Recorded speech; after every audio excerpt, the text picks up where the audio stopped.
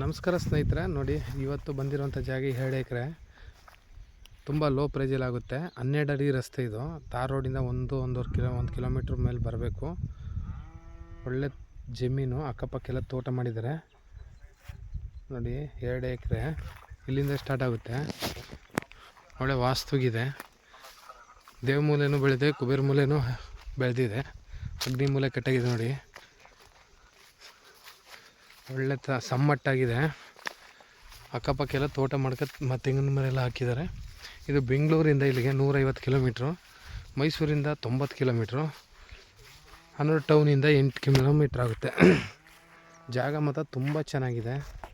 ಇದು ಬ್ಲ್ಯಾಕು ಅಲ್ಲ, ರೆಡ್ಡು ಅಲ್ಲ, ಮಣ್ಣು ಮಾತ್ರ ಬ್ರೌನು ಒಂಥರ ಕಾಫಿ ಕಲರ್ ಬಂದಾಗೆ ಥರ ಇದೆ ಜಾಗ.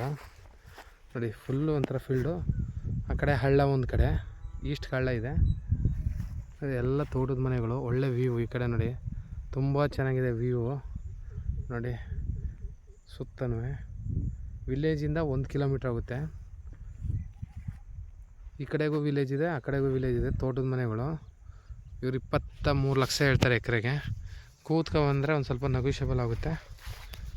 ತುಂಬ ಲೋ ಪ್ರೈಸಲ್ಲಿದೆ. ಈ ಏರಿಯಾದಲ್ಲೆಲ್ಲ 25-30 ಹೇಳ್ತಾರೆ, ಬಟ್ ಇದು 23 ಲಕ್ಷ ಅಂತವ್ರೆ. ಅದಲ್ಲೂ ಕೂತ್ಕೊಂಡ್ರೆ ಕಡಿಮೆ ಆಗುತ್ತೆ. ಬೋರ್ ಹಾಕಿದ್ರೆ ನೀರಾಗುತ್ತೆ. ನೋಡಿ ಸುತ್ತ ತೋಟಗಳೇ. ಒಂದು 100-150 ಅಡಿ ಹಾಕಿದ್ರೆ ಇಲ್ಲೆಲ್ಲ ನೀರು, ಒಂದು 200 ಅಡಿಗೆಲ್ಲ ವಾಟರ್ ಸೋರ್ಸ್ ಇದೆ. ಜಾಗ ಮಾತ್ರ ತುಂಬ ಚೆನ್ನಾಗಿದೆ. ಅಕ್ಕಪಕ್ಕ ನೋಡಿ ಜೋಳ ಹೆಂಗೆ ಬೆಳೆದಿದ್ದಾರೆ. ತೋಟ ಚೆನ್ನಾಗಿದೆ. ಜನರಲ್ ಪ್ರಾಪರ್ಟಿ ಪರ್ಚೇಸ್ ಮಾಡಿರೋದು ಇವರು. ಸ್ವಯರ್ಜಿತವಾಗಿ ಬಂದಿದೆ.